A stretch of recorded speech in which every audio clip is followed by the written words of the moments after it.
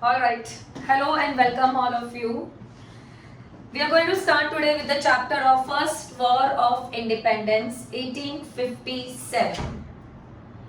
So we all know very well that Britishers came to our country in the form of traders. Like when they came to our country, few of the British officers, they together had formed one company, and that company was called as English East India Company. They came to India purely to do trade with India. Slowly, they began to understand the scenario of India. They realized that there is no strong political power in India. There is no unity in India.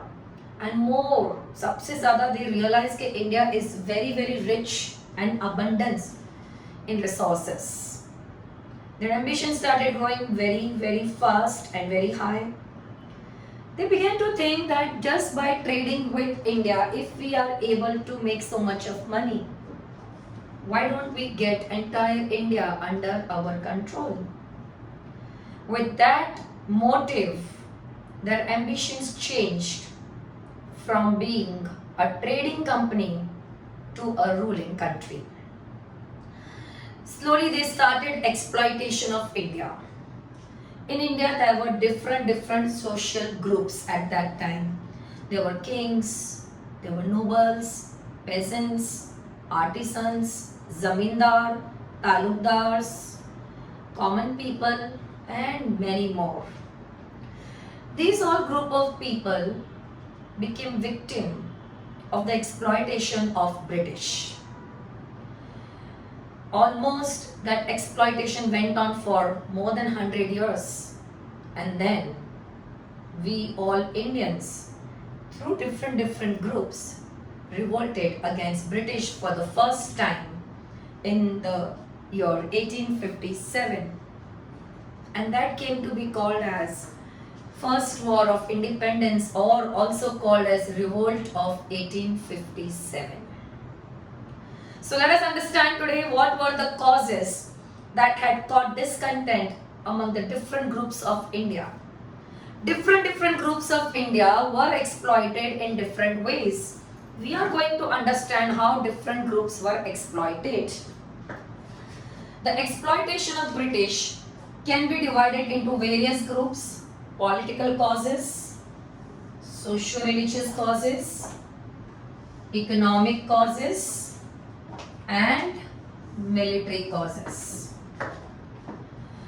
These all causes will help us to understand how different groups became victim of exploitation, of oppression of British. First, let us understand the political causes. Political causes had mainly caused discontent among the kings, among the nobles. The first political cause is policy of expansion. British started expanding their power in India. British का aim था, we want to expand our power all over India. They thought to get more and more territories under their control, for which they were following different type of expansion policies. Which all expansion policy did British follow? The first policy which British followed was doctrine of lapse. Abhi doctrine of lapse was introduced by Lord Dalhousie. What did this doctrine say? What did this policy say? This is a very important question, kids. When you learn it, it is commonly asked in short questions for 2 marks. So mark it as a very important question. So according to this doctrine of lapse, Lord Dalhousie said that if any Indian ruler dies and if he doesn't have his own child who can succeed him, in short, if he doesn't have his legal heir to the throne, if any Indian ruler dies and if that Indian ruler has not got his own child, his own male heir to the throne, and if he has adopted anyone without the consent of the company, if he has adopted anyone without the consent of the company, then according to doctrine of lapse, that adopted child will not be accepted as a legal heir to the throne. I am repeating again. This was introduced by Lord Dalhousie, which said that any ruler who has died, and if he doesn't have his own legal heir to the throne, and if he has adopted anyone without the consent of the company will refuse to accept that adopted child as a legal heir to the throne. That adopted child will not get the kingdom, adopted child will not get pension, adopted child will not get title. Doctrine of lapse will be applied on all three things: kingdom, title, and pension. That adopted child will be allowed to inherit only the private property of the deceased ruler. I mean, this policy was clearly showing how wrongly Britishers were using their power. See, if a child should be adopted or not adopted, let me tell you, this is purely a ruler's own choice. But East India Company directly interfered in that decision-making power of the king also. You know, you cannot adopt anyone. In fact, many people started saying that doctrine of lapse is lapse of all morals of British. It's lapse of all morals, because what Britishers are doing is morally not right.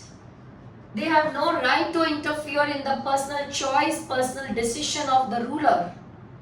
Who are they to decide whether a ruler should adopt or should not adopt? So many people describe this doctrine as lapse of all morals. So many kingdoms became victim of doctrine of lapse. Satara, Jaidpur, Sambalpur, Udaipur, Nagpur, these all places became victim of doctrine of lapse. Now guys, I would like to tell you one thing, kids. You need to remember all the places which became victim of doctrine of lapse. No selective learning in this, because any question can come, any places they can put for MCQ.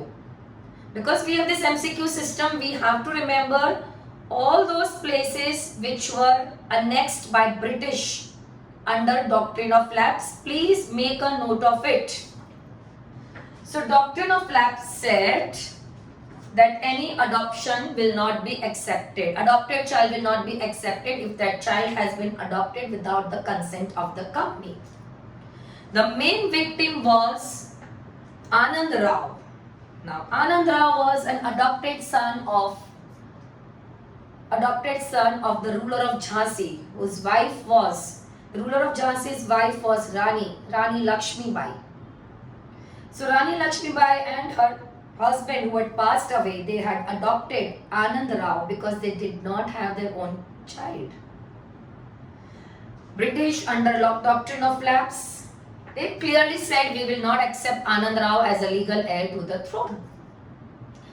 No wonder Rani Lakshmi Bai fought till her last breath, but unfortunately she could not win. Second, at that time there were two rulers, Nawab of Carnatic, Nawab of Tanjore. Now their adopted kids were not given the title of Nawab. Why? Because they are adopted. Doctrine of lapse said adopted kids will not get title.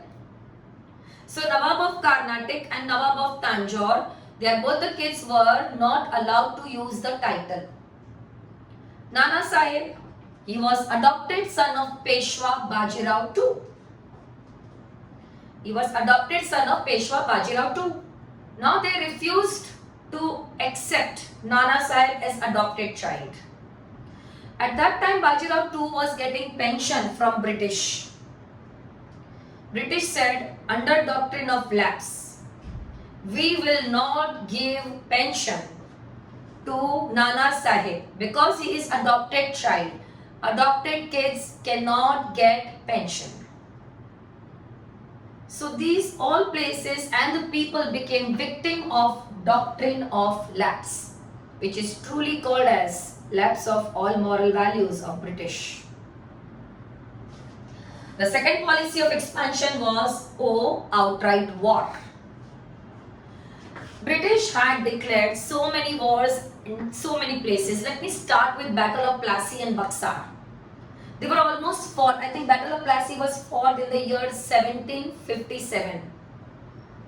उसी के 100 years के बाद revolt of 1857 had taken place.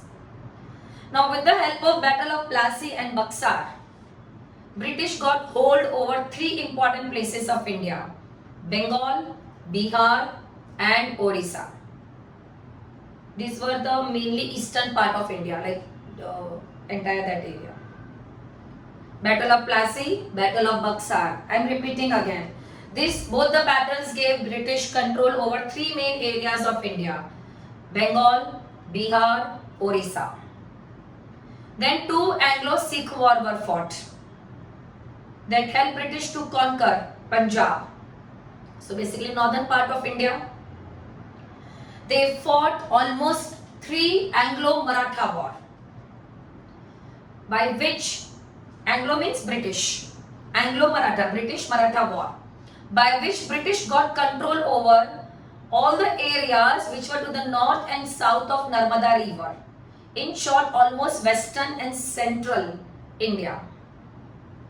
So east, Bengal, Bihar, Orissa, they got by Battle of Plassey and Buxar. Anglo-Sikh war helped them to get northern place of Punjab. Anglo-Maratha war helped them to get almost western and central India. Now Anglo-Mysore war that helped British to control Mysore, to get hold of Mysore. So if you see north, east, west, south, almost all the places in all areas, British had conquered maximum places directly by declaring war. By declaring war.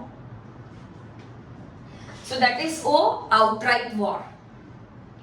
Then third is subsidiary alliance.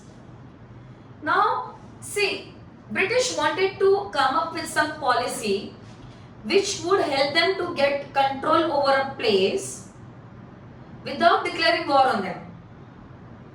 So that one policy was introduced which is called a subsidiary alliance. According to this, they don't have to wage war on anyone. Still they will get hold of that place. It was introduced by Lord Wellesley. Lord Wellesley thought of an idea of a method called a subsidiary alliance. So what is the meaning of alliance? Alliance means we are joining you. We are with you. Subsidiary means the one who is lower than you. So here many Indian rulers, they were little weak. Let's take example of Mysore. Mysore lost the war. Then what did Mysore do? They became a subsidiary alliance with British. Even Awadh, they became subsidiary alliance with British. So many Rajput, the ruler of Bharatpur, Bundi, these all people became subsidiary alliance of British. What does that mean? So these all rulers joined, they signed a treaty with British, according to which they said, British, if we are your alliance, means British is going to protect these rulers. What is British going to provide to the rulers who signed subsidiary alliance with them? British will provide protection. British will provide protection to those rulers who will sign subsidiary alliance with British. And in return, what will the rulers have to agree? Now kids, again mark this answer as a very important question. It usually comes for 3 marks. Okay, British promised we will provide protection to those rulers, to those kingdoms who sign subsidiary alliance with us. Okay, but what will ruler have to do in return? You think British will do it free of cost? Of Was not. What will these rulers do or provide in written? 5 conditions were there. You all have to learn all 5 conditions. First, they will have to maintain British troops. The ruler will have to maintain a part of British troops in his kingdom at his cost. In short, ruler will bear expense. The ruler will bear expense of British troop. So that soldiers who will be posted in the kingdom of this ruler, they are working for British, but the salary, food, lodging, everything to those soldiers will be provided by this ruler. So what will ruler have to maintain? British troop. This was the first condition. Second, they will have to accept British. The ruler will have to accept British as their supreme authority. In short, they will have to surrender all their foreign relations. What does that mean? Now, at that time, there were many other European powers also in India. There were Portuguese, there were Dutch, there were French. Of course, they all were rival of British. And this subsidiary alliance was such a good idea by British. They easily got rid of all of these people also. British told to the ruler that if you are signing subsidiary alliance with us, you cannot have alliance with anyone else. You will have to remove all those people whom you are working with or with whom whatever relation you have. You cannot maintain foreign relation with any other European power. Even if you want to join hands with anyone, you want to declare war on anyone, you will have to take our permission. The third condition was, one British resident will be staying in the headquarters of that ruler. In the headquarters of that ruler, all the time one British resident will be staying. And British resident, in short, is going to be the main person who is going to take care of that kingdom. That Indian ruler cannot take any decision without the permission of this resident. They want to take any decision regarding administration also. The permission of this resident was needed. In short, this ruler will lose his independence. So these are the conditions which were accepted. First, maintain British troop at their cost. Second, surrender all your foreign relations. You cannot form alliance with anyone, you cannot declare war on anyone. Give up all your foreign relations. Third, one British resident will stay in your kingdom. Without whose permission you cannot take any decision. This Indian ruler is going to accept British as his supreme power. In short, this Indian ruler will lose his independence. These are very, very important points to remember, all of you. Please make a note to learn this answer for long also. All 5 points. So that was subsidiary alliance. Now the last, okay. Also, which all places had signed subsidiary alliance. So subsidiary alliance का सबसे पहला kingdom was Awadh. Again Awadh का तो हम लोग और discuss करेंगे in Alist Misrule. I will discuss more about it. Awadh was the first kingdom. When Awadh had signed Treaty of Allahabad, in that they had agreed that we will become subsidiary alliance state of British according to Treaty of Allahabad. And after that, Nizam of Hyderabad, Raja of Tanjore, Sindhia was one of the Maratha power, and Rajput rulers like the ruler of Jaipur, Macheri, Bundi, Bharatpur, Jodhpur, these all Rajputs, they had become subsidiary alliance for British. So you can see very well how the strongest power also, like Marathas, Rajput, they were like famous strongest power. They also gave up their relations, like they also gave up their powers and accepted British as the supreme authority. Then we have Alist Misrule. Now when I say alleged misrule, British used to many times annex many kingdoms on the pretext of alleged misrule. Means they would just accuse that kingdom, the ruler, saying that the ruler is not working properly. The ruler is not fit to be a ruler. Very clearly they would put these allegations. One such place which was annexed was Awadh. Now you must be wondering this, you just said some time back that Awadh had signed subsidiary alliance. Yes. Imagine, Awadh was first state to become a subsidiary alliance of British. And do you know what? Till date, Awadh had been very, very friendly and loyal to British. In fact, British had a huge army in India. In that army, 75,000 soldiers were from Awadh. These all soldiers had fought for British with full loyalty in so many wars. Awadh was always hoping that we had been very loyal to British.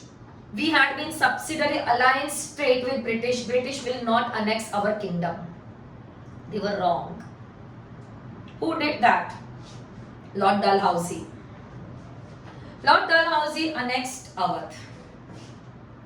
Lord Dalhousie annexed Awadh.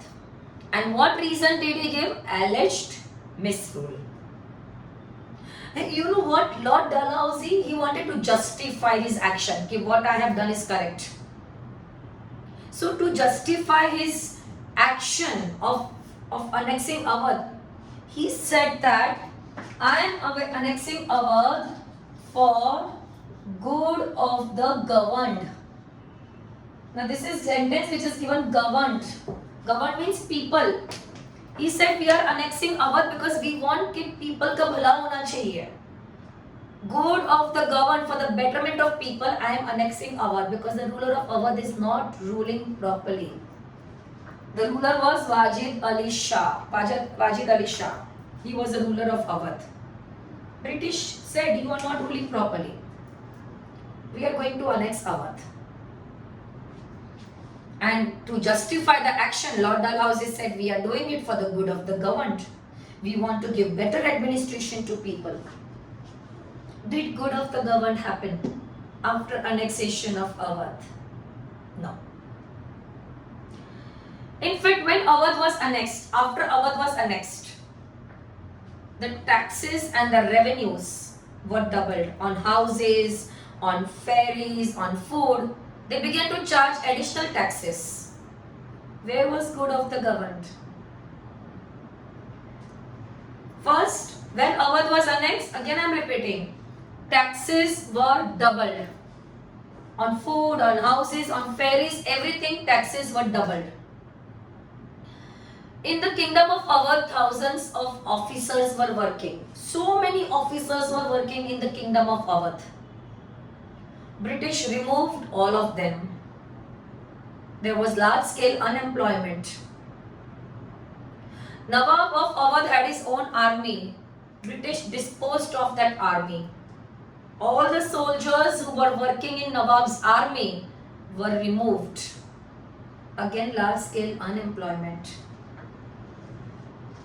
The estate and the properties of talukdars and zamindars were confiscated.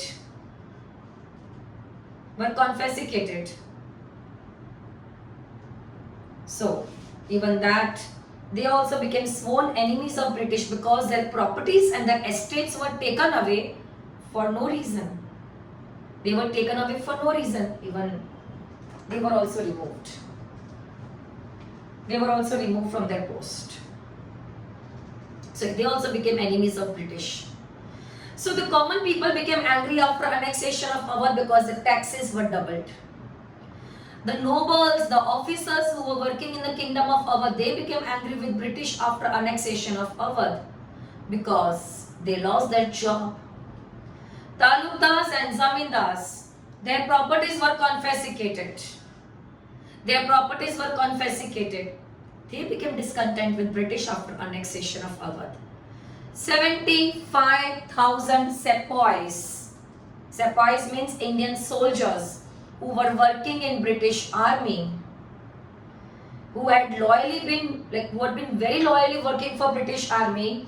They were always hoping that we have helped British in conquering so many places. So British will definitely not take away our own homeland. But they were wrong. They were very upset with British because here they were helping British in so many war. And in Awadh, their families were going through hardships. The families were suffering because of the double taxes, double revenues. They did not like it that their own homeland also came under the domination of British. So, annexation of Awadh became one of the major political cause for the revolt of 1857. Then there is Bahadur Shah Zafar. So these were all the political causes: doctrine of lapse, outright war, subsidiary alliance and alleged misrule. These are the four ways by which Britishers were trying to expand their policies in India. They were trying to expand their policies in India. Expand their powers in India, sorry. Now next is Bahadur Shah Zafar. He was the last Mughal ruler. He was a pensioner of British. He was very old. He was getting pension from British. At that time coins were minted. Coins were minted on the name of Bahadur Shah Zafar. English East India Company stopped that. Now they began to mint coins on the name of English East India Company. This was quite insulting for Bahadur Shah Zafar. Also, few more things happened with him. Lord Dalhousie that time announced that after the death of Bahadur Shah Zafar, uske son, grandson, means his successor basically, will not be allowed to use Red Fort. They will not be allowed to use Red Fort. They will have to shift somewhere near the outskirts of Delhi. Near Qutub Minar बोल दिया. उनको बोला कि तुम थोड़ा shift हो जाओ, red fort में तुम नहीं रह सकते हो. They were required कि you have to shift near Qutub Minar. It was quite insulting कि they are not allowed to use their own palace to stay. Lord Canning, he made one more announcement that the successor of Bahadur Shah Zafar, they will not be allowed to use any of the imperial titles. They cannot use any imperial titles for themselves. The only title they can use for themselves is Prince. That is not title. And this title, the Red Fort, these all were matter of prestige for Mughals. It was very prestigious for them to stay in Red Fort. It was very prestigious for them to use such imperial titles. And the successors were going to be deprived of it. So Muslim people especially became very angry because Mughal was a Muslim ruler. They were very upset with the way the treatment was given to their ruler. In fact, Bahadur Shah Zafar's wife, Zinat Mahal, she began to plot against British. So Bahadur Shah Zafar, the discontent caused to Bahadur Shah Zafar also became one of the cause of revolt of 1857. Then we had Nana Sahib. I told you in the beginning, Nana Sahib was adopted son of Peshwa Bajirao II. Nana Sahib and Rani Jhansi, they both became victim of doctrine of lapse. Nana Sahib was adopted son of Peshwa Bajirao II. Because he was adopted, Nana Sahib was not given the pension which was given to Bajirao II. What pension was given to Bajirao? That pension was not given to Nana Sahib. Why? Because of adoption. Further, At that time, all the Peshwas used to stay in Pune. Pune was their family seat. Nana Sahib was not allowed to stay in Pune. He was asked to go to Kanpur. एक तो पहले उसको pension नहीं दिया, secondly उनको shift कर दिया Kanpur. You can't use Pune. Your family seat of Pune is there, but you can't use it. You have to go because you are adopted. So this was quite a discontent. This was quite insulting for Nana Sahib. Nana Sahib had inherited a lot of private wealth, and you remember in the beginning I told you all, doctrine of lapse was not applied on private wealth. So now Nana Sahib had inherited a lot of private wealth from the former Peshwas. He decided, I will revolt against British. Of course, he would need two things, money and support of people. To get support of people, he himself started traveling between Delhi and Lucknow.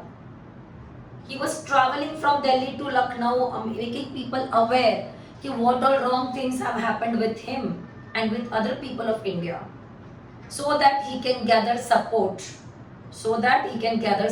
of people against British. In fact, he started sending messengers to the different parts of India who were doing work of spreading his message. Ki Britishers are doing this wrong, that wrong, and they were trying to gather support of people so that he can plan a revolt against them. So this is what Nana Sahib did in reaction to what was done with him. Then we have absentee sovereignty. See, this is something, so in India, earlier also we were ruled by some foreigners. I mean, if you go back to your 9th standard history where you have done, we had 5 kingdoms of Delhi Sultanate who had ruled us. Then we had Mughals who had ruled us. Correct? But when all of these people ruled us, they were also, all of them were foreigners. We never objected, them ruling us. Then why did we object British rule in our country?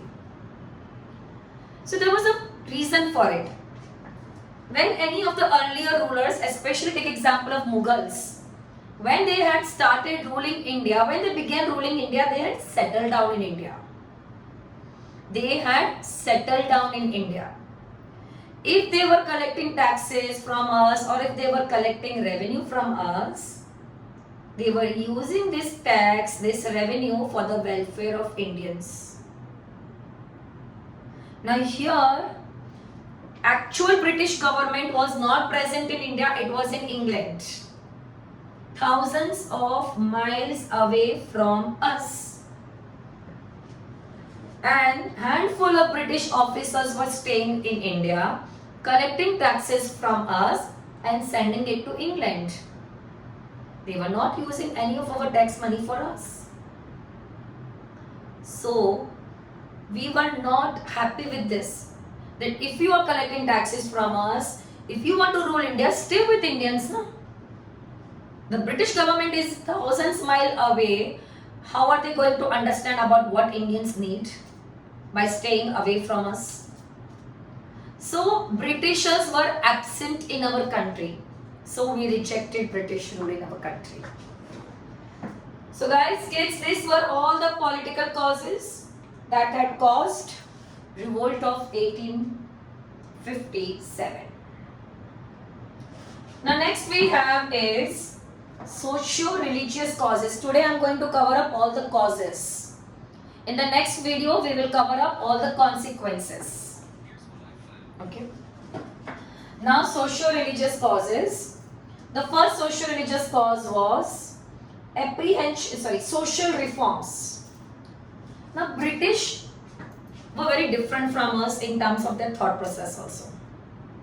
India at that time was very conservative, very backward, very lot of superstitious belief we had, very conservative thinking we had, very narrow-minded. We were not open to the idea of modernism at all. especially with respect to caste and religion, Indians were very rigid. Very, very rigid. We were not okay with the changes. The first cause was social reform. British introduced a lot of social reforms in India. What social reforms were introduced by British in India? You remember William Bentinck? He passed one law, abolition of Sati Act. Second, they passed one law, not William Bentinck, some other, saying that widow remarriage will be allowed. Widow Remarriage Act, abolition of Sati Act. Also, they opened Western education for girls. Now, these all reforms, of course, we also right now feel are very good reforms, but that time, considering the society, how India was, the orthodox people, the conservative people did not welcome these ideas. They thought Britishers are trying to interfere in our religion, in our caste, in our society, in our social norms. Also at that time, some modern innovations were introduced in India. What modern innovations are we talking about?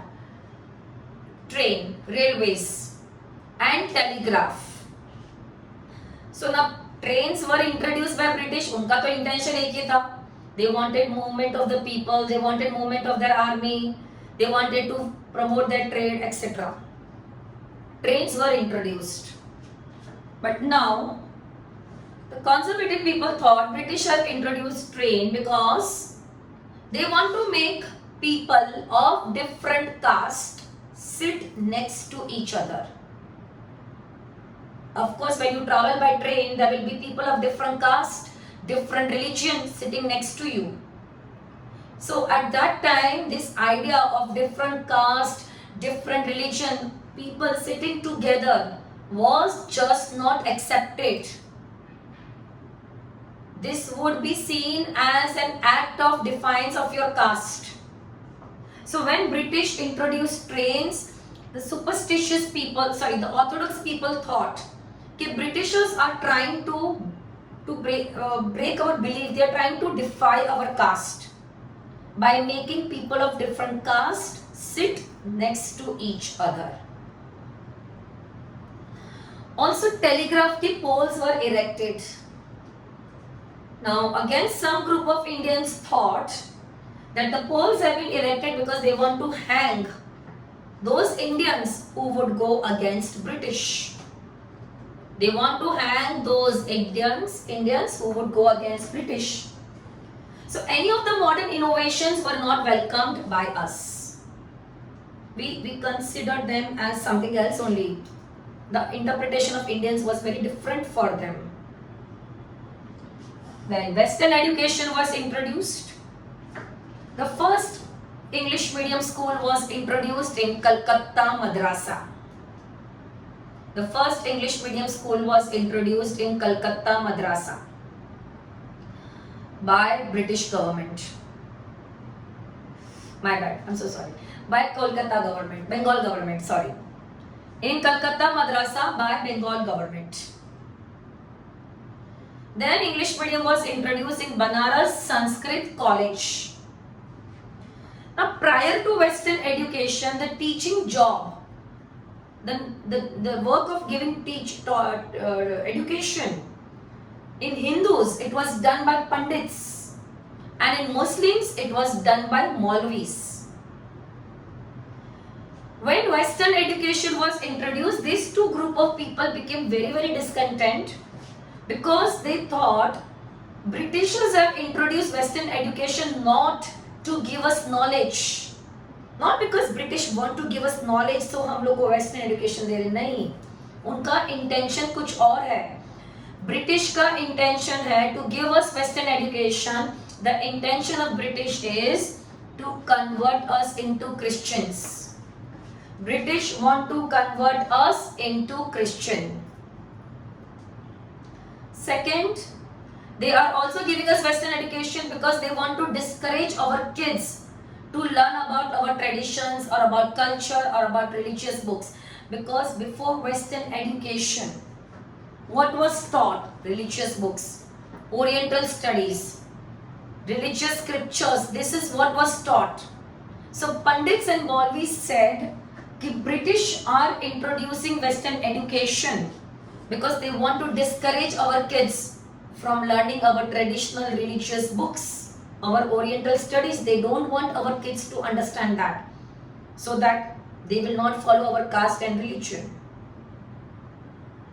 So this was again going further, law of property.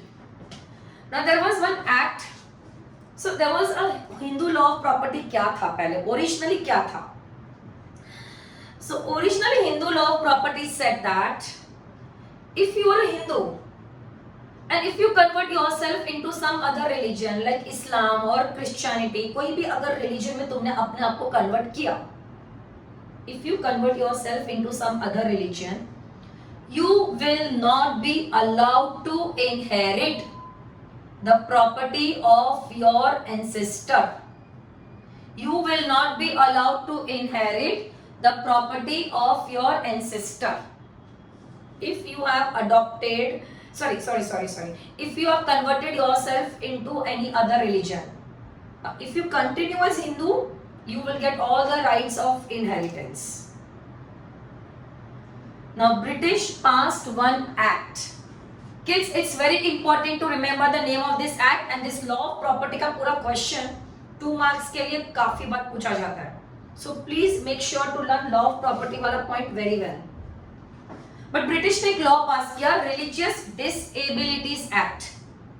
The name of the act was Religious Disabilities Act. Now according to this act, the Hindu law of property was changed. Now according to this act, if you are a Hindu and if you convert your religion, still you will be allowed to inherit the property of your ancestor. Means you convert yourself into Islam, you convert yourself into Christian, it is okay. Your right of inheritance will stay with you.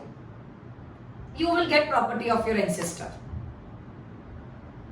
So this was not again welcomed by some people. They thought ये तो openly एक incentive मिल रहा है हमारे लोगों को, because many people would want to convert their religion. So far they were not, because there was a fear that if we change we will not get the property.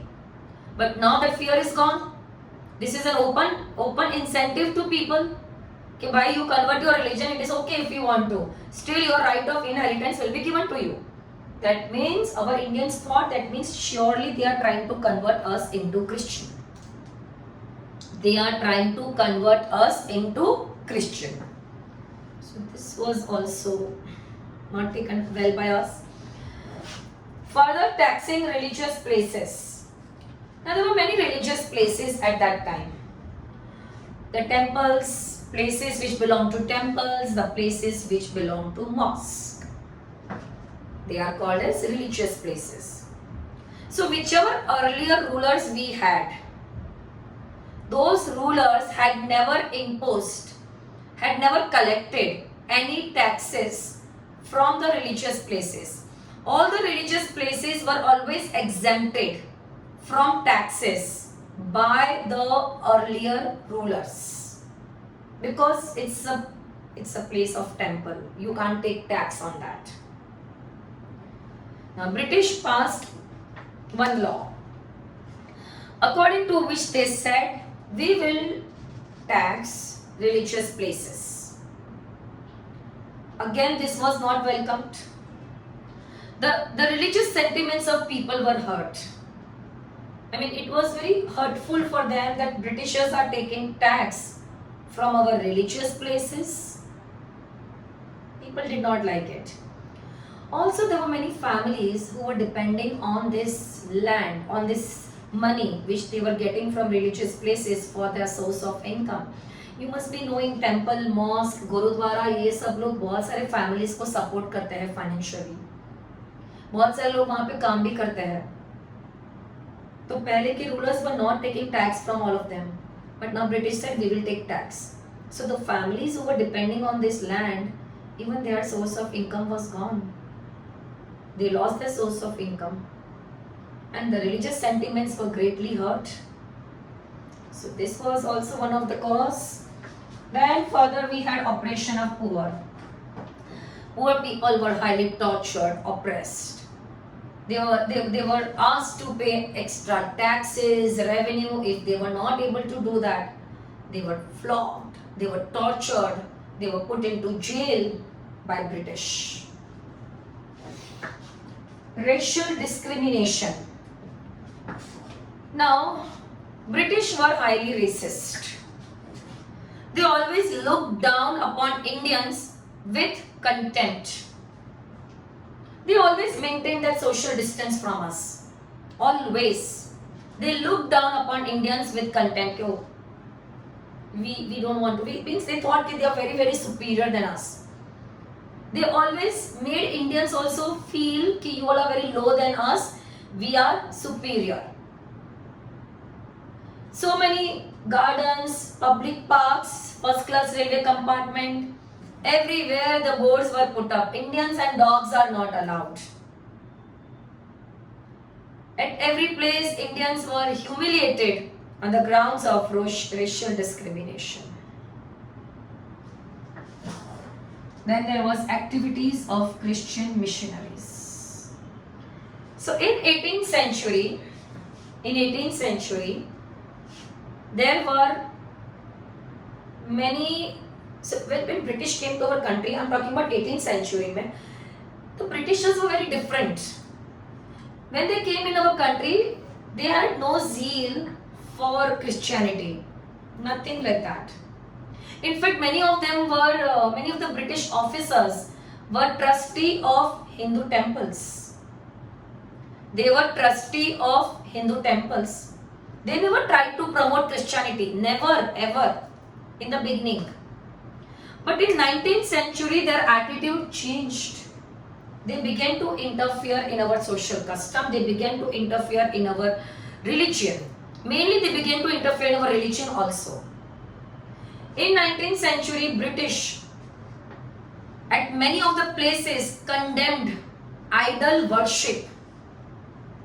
In fact, British began to dub that the local beliefs of Indians is their ignorance. Indians have this belief because they are very ignorant. The local religious belief is their ignorance. In short, they began to undermine our religion.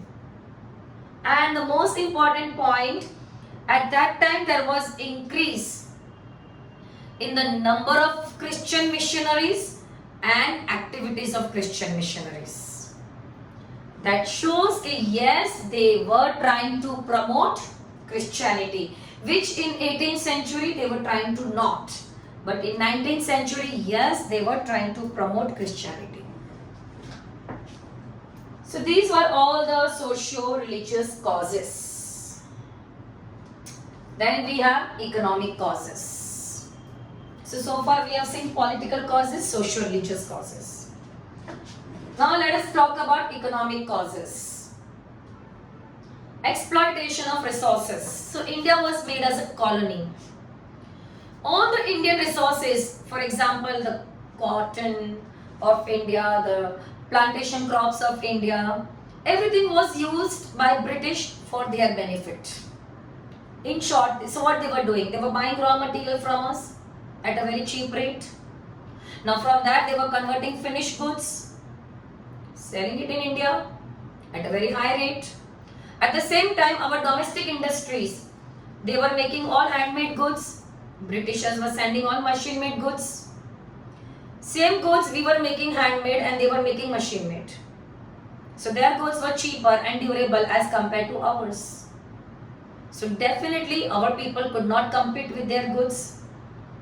They were forcing us to sell our food grains, our plantation crops to British, because British wanted to sell it in their country, whereas our own people were kept deprived of food. So in short, all the resources of India was getting exploited. Spices of India, tea, wheat, everything in India was produced, but everything was used by British for their own country.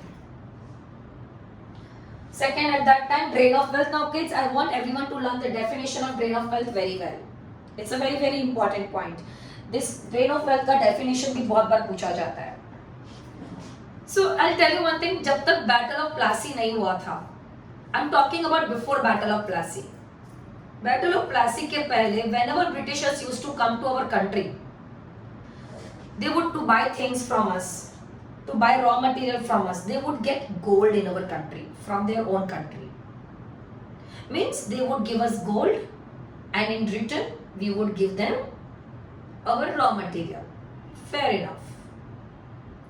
After Battle of Plassey, British got control over 3 places. British got right of collecting revenue from 3 main places: Bengal, Bihar, Orissa. Now what were British doing? They were collecting revenue from Bengal, Bihar, Orissa. Ideally that revenue should have been used for the welfare of Indians. It's a tax. But no. That revenue money they were using for their own purpose. They were using on their army. They were using to buy weapons. They were using it to pay salaries to their officers, to expand their trade. They were sending it to their own queen, and above all, they were using that raw material to buy goods from us. हमारा raw material ही हमारे पैसे से खरीद रहे थे. In short, none of the revenue part was used for the welfare of people. Our wealth is getting drained to British in the form of revenue. हमारा revenue is going to British, but that revenue is not used for the welfare of the people. That revenue is used purely for the welfare of British. We are giving tax to British. We are giving revenue to British. But in return, we are not getting any proportionate returns. See, today we give tax to our government. Today we give tax to our government, then government use that tax money to make road, to make stations, to provide army. So many things government is doing for us. Means if we are giving tax, we are getting returns for it. Here our wealth was going to British in the form of taxes and revenue, but we were not getting any returns for it. We were not getting any returns for it. This is called as drain of wealth. This is called as drain of wealth, and drain of wealth started after Battle of Plassey. Started after Battle of Plassey. Next is indigo cultivator. So at that time, British had selected few farms on which they wanted farmers to grow nothing but indigo. Now, what is this indigo? Indigo is a crop which is used to make dye. कपड़े का dye बनता है उससे. Indigo. And this indigo was in great demand in England. England में क्या हुआ था? Industrial Revolution. कपड़ा बन रहा था. कपड़े के लिए dye के लिए उनको क्या चाहिए था? Indigo. And indigo grew very well in some of the areas of India. British were forcing some of the farmers to grow only indigo.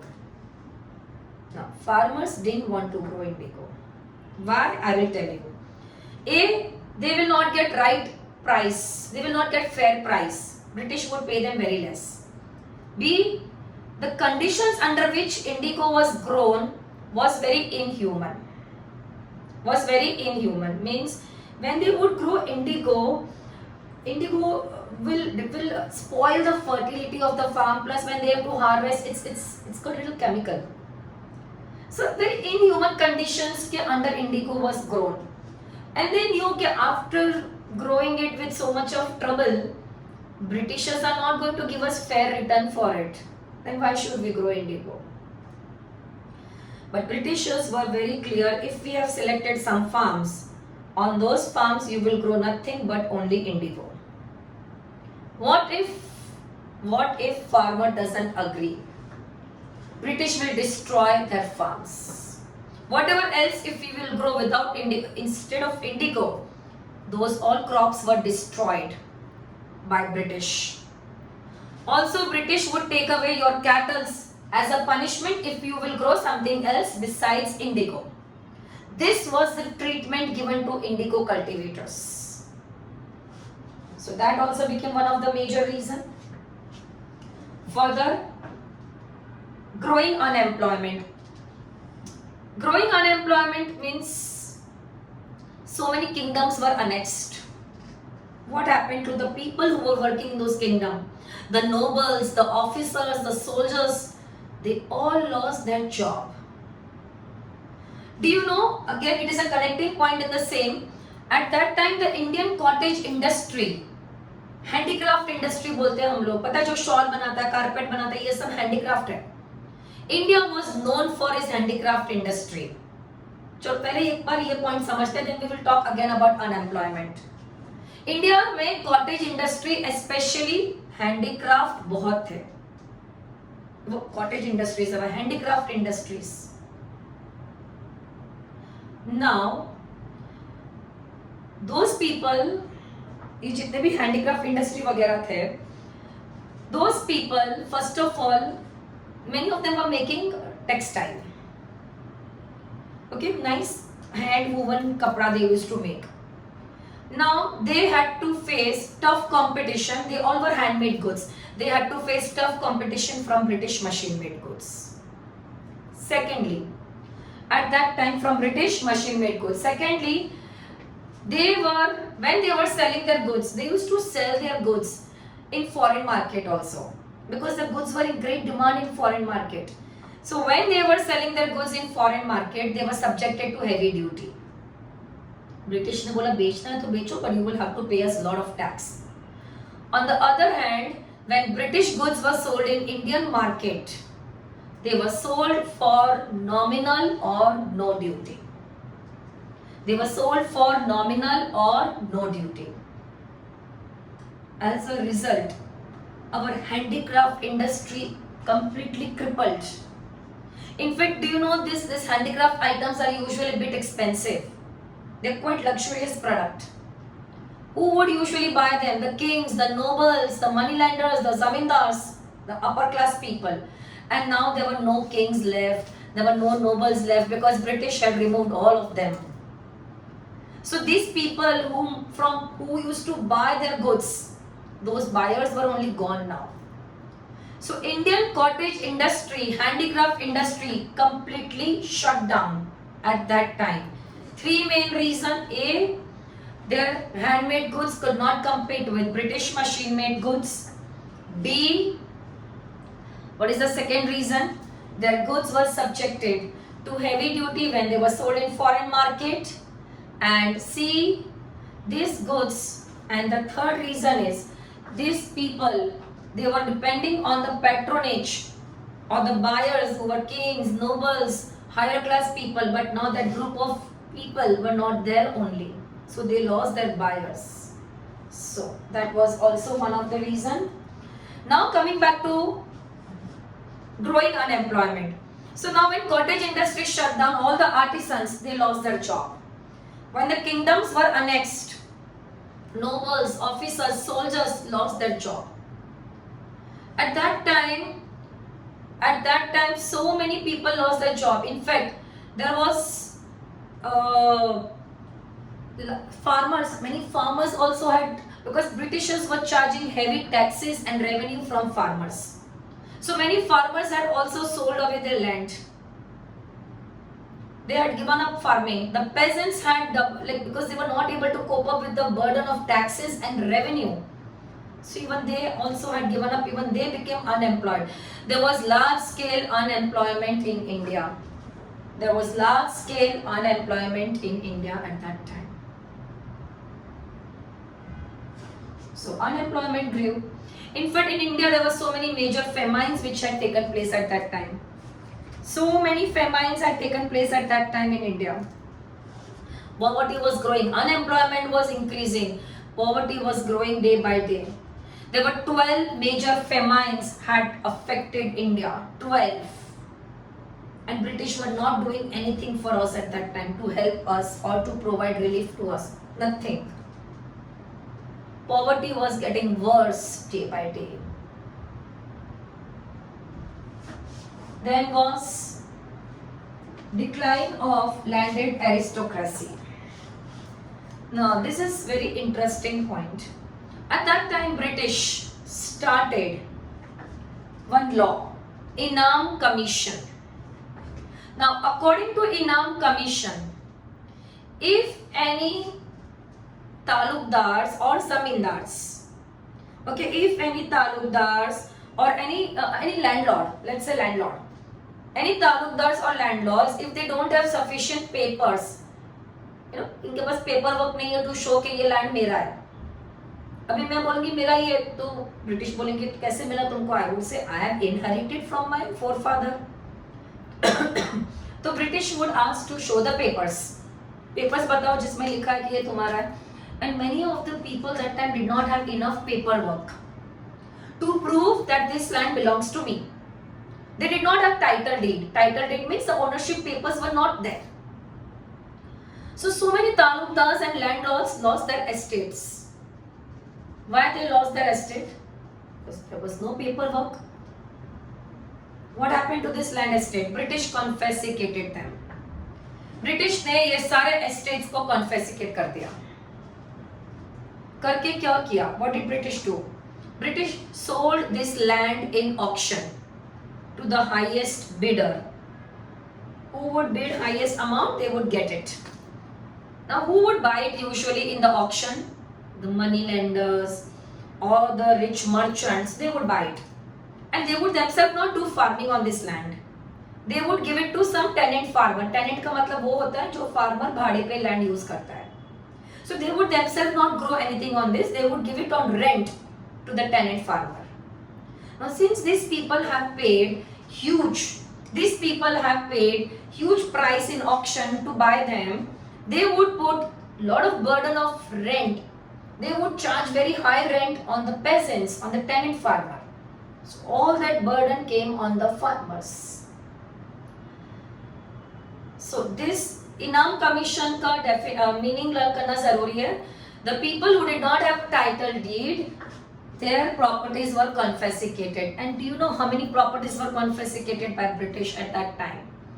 20,000. 20,000 properties were confiscated.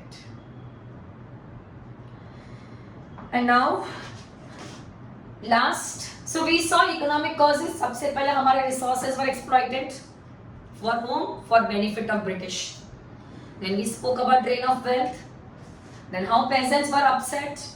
Artisans, handicraft industry were upset, means shut down. Unemployment grew, poverty grew. Inam Commission, indigo cultivator. These are the main things you need to know under economic causes. And now last we are going to talk about military causes. British had made huge army in India. Our Indian soldiers who were working in British army, they were called as sepoys. Indian sepoys. Now these Indian sepoys, they were not treated well by British. In fact, revolt of 1857 is called as sepoy mutiny because sepoy ने ही सबसे पहले ये चालू किया था, मंगल पांडे, और फिर उनके पूरे ग्रुप ने चालू किया था revolt. That is why revolt of 1857 we call it as sepoy mutiny. So how were these Indian sepoys treated? Very bad. सबसे पहले they were given very ill treatment. Poor housing and lodging facility, they were ill fed, they were ill treated. At so many places, they were not allowed to wear their religious and sectarian marks. For example, Sikh has to wear turban, they were not allowed to wear that. Some people have to put something on their head, they were not allowed to put that. So, the religious sentiment of people were very hurt. Second is General Service Enlistment Act. Now this Indian sepoys, the Brahmins का एक belief system था. According to Brahmin, any Brahmin should not cross sea. Any Brahmin should not cross sea. It is not allowed. It's taboo in their religion to cross the sea. If any Brahmin would cross the sea, they would lose their caste. British ने एक law बनाया, general service enlistment act.